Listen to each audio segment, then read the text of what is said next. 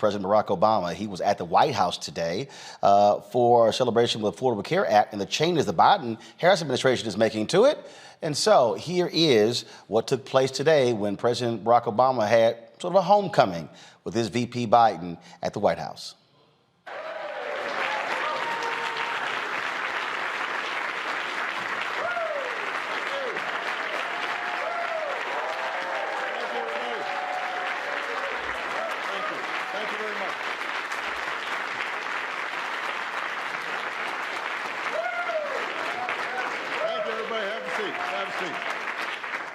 Thank you.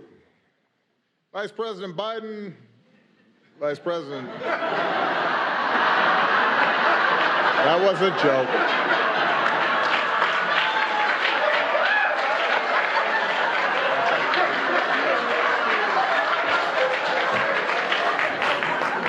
That was all set up. My president, Joe Biden, Vice President Harris.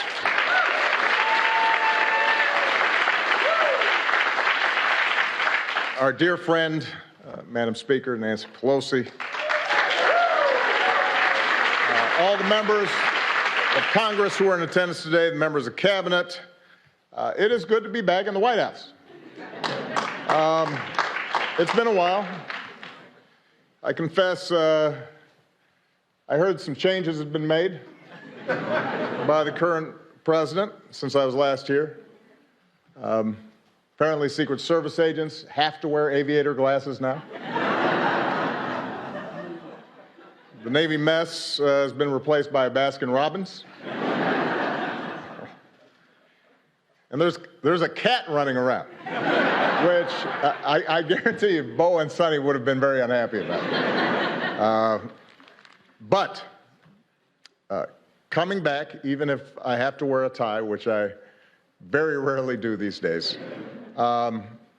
gives me a chance to visit with some of the incredible people who serve this White House and who serve this country every single day. A lot of times out of the limelight.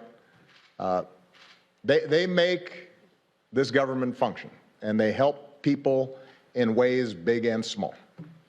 And from the outside, sometimes people don't understand just how grueling this is and how many sacrifices people make.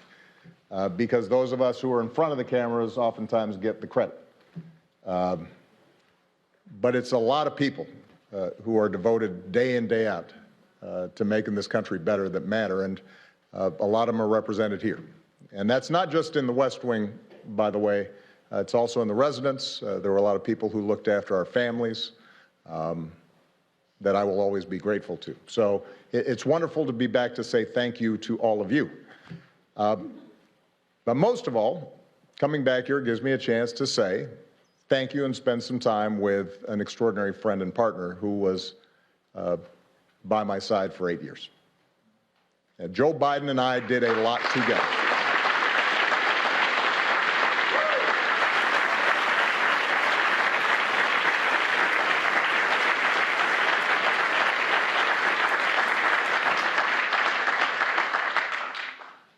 We helped save the global economy, made record investments in clean energy. We put guardrails on our financial system. We helped turn the auto industry around, repealed Don't Ask, Don't Tell. But nothing made me prouder than providing better health care and more protections to millions of people across this country.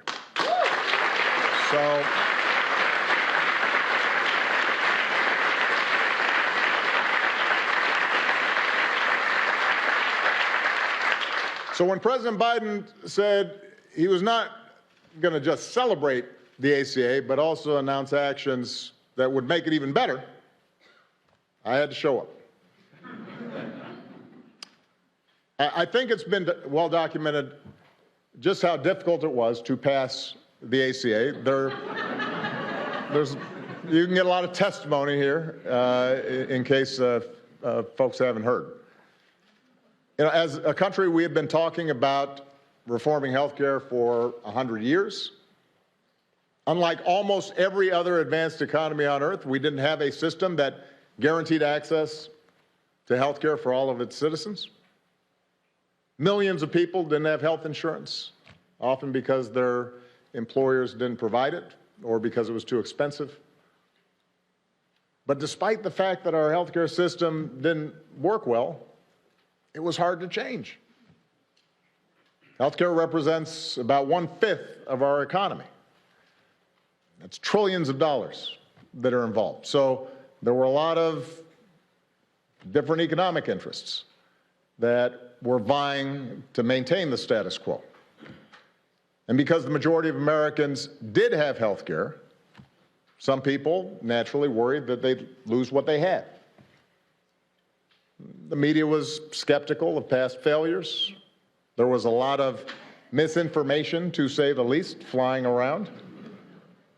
And it's fair to say that most Republicans showed little interest in working with us to get anything done. That's fair to say. But despite great odds, Joe and I were determined. Because we'd met too many people on the campaign trail who'd shared their stories. And our own families had been touched by illness. And as I said to our dear friend Harry Reid, who is missed, wished he was here today, because he took great pride in what we did. I intended to get health care passed, even if it cost me re-election, which for a while looked like it might.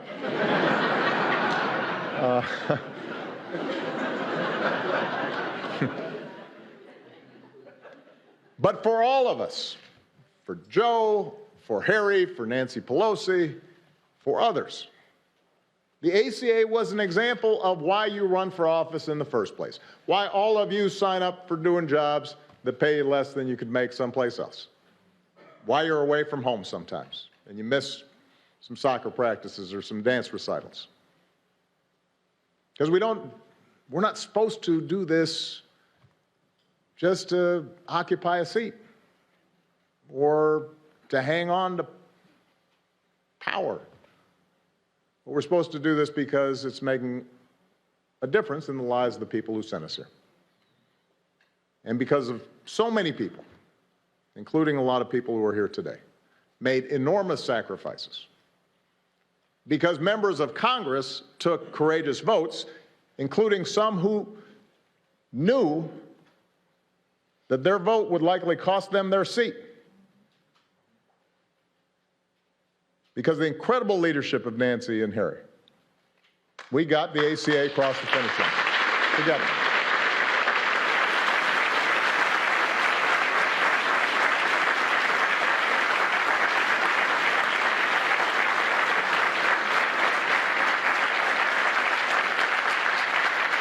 And the night we passed the ACA, I've said it before, it was a high point of my time here because it reminded me and it reminded us of what is possible. But, of course, our work was not finished. Republicans tried to repeal what we had done again and again and again. And they filed lawsuits that went all the way to the Supreme Court 3 times. I see Don Marilla here, who had to defend a couple of them.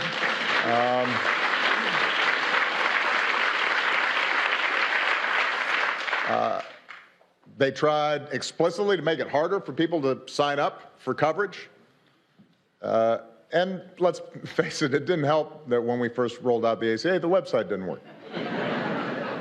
That was not one of my happiest moments. So given all the noise and the controversy and the skepticism, it took a while for the American people to understand what we had done. But lo and behold, a little later than I'd expected, a lot of folks, including many who had initially opposed health care reform, came around. And today, the ACA hasn't just survived, it's pretty darn popular. And the reason is because it's done what it was supposed to do. It's made a difference.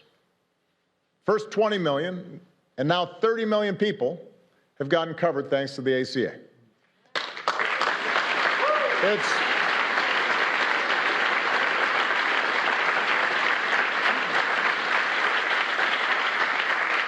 It's prevented insurance companies from denying people coverage based on a pre-existing condition.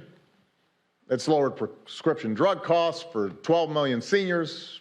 It's allowed young people to stay on their parents' plan until they're 26. It's eliminated lifetime limits on benefits that often put people in a jam. So we are incredibly proud of that work.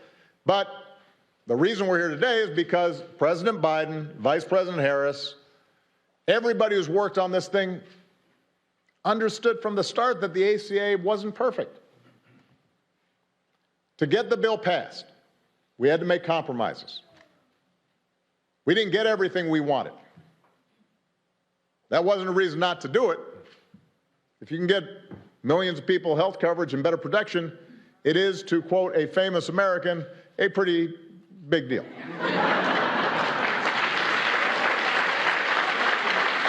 That's what it is.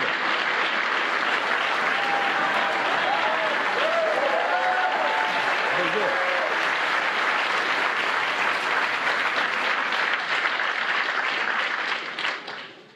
But there were gaps to be filled. Even today, some patients still pay too much for their prescriptions. Some poor Americans are still falling through the cracks. In some cases, healthcare subsidies aren't where we want them to be, which means that some working families are still having trouble paying for their coverage. Here's the thing, that's not unusual when we make major progress in this country.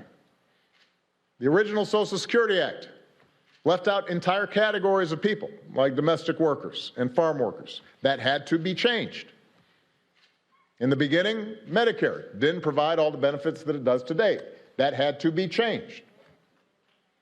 Throughout history, what you see is that it's important to get something started, to plant a flag, to lay a foundation for further progress. The analogy I've used about the ACA before is that in the same way that was true for early forms of Social Security and Medicare, it was a starter home. It secured the principle of universal health care, provided help immediately to families, but it required us to continually build on it and make it better. And President Biden understands that, and that's what he's done since the day he took office. As part of the American Rescue Plan, he lowered the cost of health care even further for millions of people. He made signing up easier, made outreach to those who didn't know they could get covered, make sure that they knew, made that a priority. And as a result of these actions, he helped a record 14.5 million Americans get covered during the most recent enrollment period.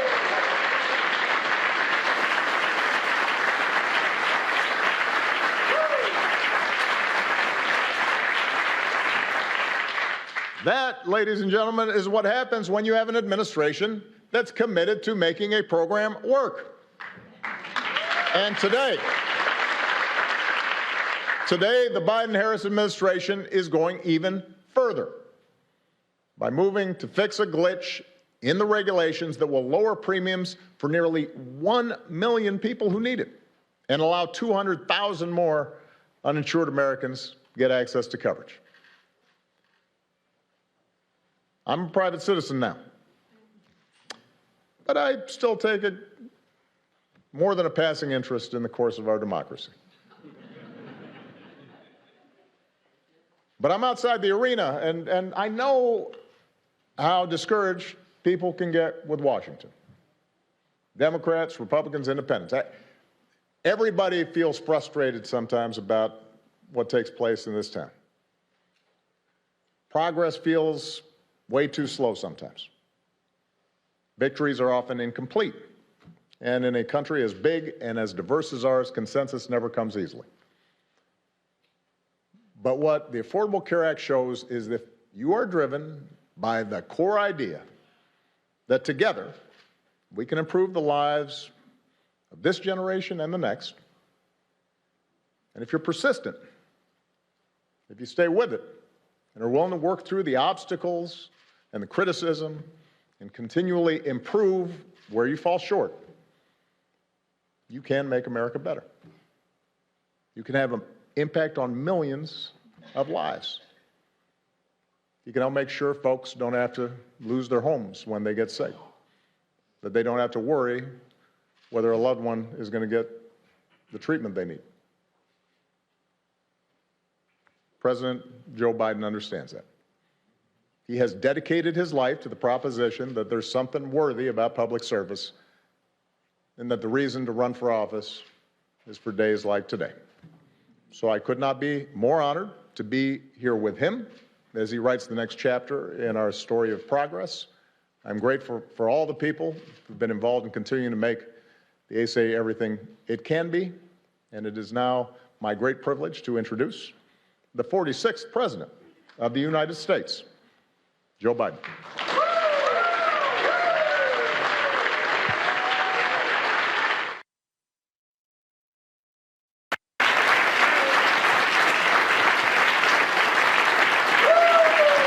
Thank you.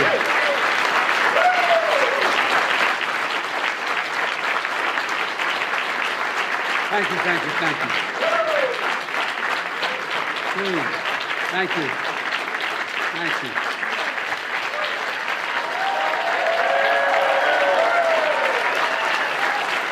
Thank you, thank you, thank you. Please.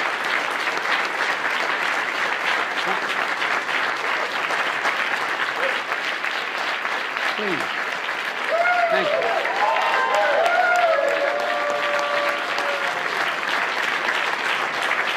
Thank you very much. Please. My name is Joe Biden. I'm Barack Obama's Vice President. And I'm Jill Biden's husband. By the way, the only reason Jill's not here today, she's working. She's teaching. And so I just want you to know that's why she's not here. Good afternoon, everyone. Mr. President, welcome back to the White House, man. Feels like the good old days. Being here with you brings back so many good memories. We just had lunch together, and we weren't sure who was supposed to sit where. Look, it's fitting that the first time you return to the White House is to celebrate a law that's transforming millions of lives because of you.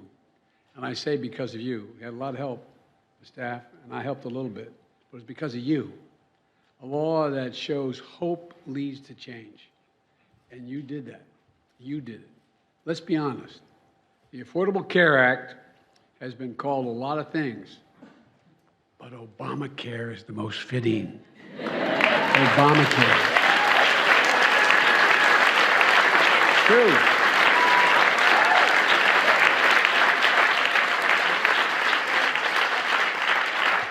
I can tell you all how much Barack Obama cared about getting this done. Throughout the countless hours of negotiations and the relentless political attacks, he never, ever, ever gave up. And I guarantee you that. If I had time, I could tell you all the times when he'd say, should we compromise, should we do? And I'd say, well, we ought to think about it. No, if I do that, then so-and-so won't get covered. This group of people won't get covered. Whether it was after meeting during our weekly lunch, and we met every single day, he'd remind me why we're doing this in the first place. We're doing this in the first place for people who needed it and deserve to be treated with dignity. Dignity. The idea that when you can't afford health insurance for your children, for your spouse, male or female, it doesn't matter. Not only are they in trouble, but you're deprived of your dignity. Barack, you talked about the idea that it was important that we make sure that you couldn't outrun your insurance. I can remember there with Bo, thinking to myself, what would I do if they walked in and said, you've outrun your time here? And there were still 35 days to live. The things that change people's lives. We both understood the Affordable Care Act wasn't about a single president or the presidency. It was about the countless Americans lying in bed at night, staring at the ceiling, wondering, my God, what if I get really sick? What am I going to do? What is my family going to do? Will I lose the house? Discussions we had in my house with my dad when he lost his health insurance. who's going to pay for it? Who's going to take care of my family? You know, in America, healthcare, as we've all three said, will have now said, healthcare should be a right, not a privilege. And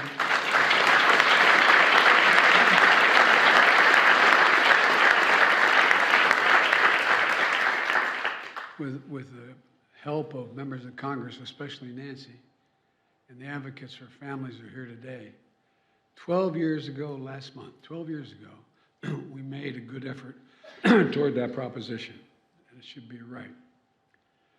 And Barack, when you signed the Affordable Care Act into law, it became the most consequential piece of health insurance, most consequential piece of legislation, in my view, since the creation of Medicare and Medicaid in 1965. It made a difference in people's lives every day. You just talked about where we were before the Affordable Care Act and what happened in the past 12 years to make life a lot better for people. Well, I'd like to talk about where we go from here, because we knew back then, as the president said, we knew that we had to keep strengthening this legislation. Look, that's why I ran for president, and I promised to protect and build upon the Affordable Care Act. As soon as I entered office, that's exactly what Kamala and I did, and what our administration and the Democrats in Congress here today did. We passed the landmark American Rescue Plan, which not only helped us in COVID-19 get it under control and our economy back on track, it got millions more people insured under the Affordable Care Act. It made it easier for people to sign up for coverage in the middle of a pandemic. It opened to special enrollment people and gave millions and millions of Americans more time to enroll. It quadrupled the number of navigators out there in the communities, helping people to sign up for coverage because it's confusing to people. It's confusing. Presidents heard me say when we worked together, you know, they'd say, well, Biden and Obama are doing great on foreign policy. So you want to do something difficult, try health care. Not a joke. Not a joke. So we continue to expand Medicaid. Missouri and Oklahoma became the 37 and 38 states to expand Medicaid under the Affordable Care Act. All right, folks, if you want to see the rest of that, simply go to whitehouse.gov. Folks, Black Star Network is here.